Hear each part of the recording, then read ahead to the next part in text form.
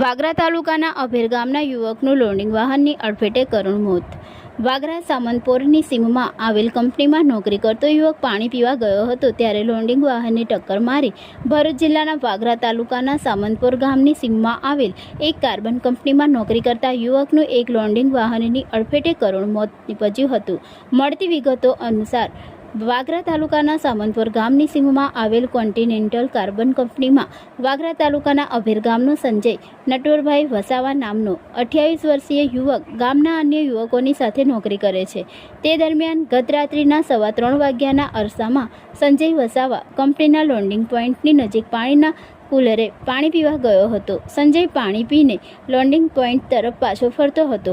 તે દરમિયાન કંપનીમાંથી લોડિંગ કરીને નીકળેલ એક વાહનના ચાલકે સંજયને અડફેટમાં લીધો હતો। અકસ્માત બાદ વાહન ચાલક ત્યાંથી ભાગી ગયો હતો।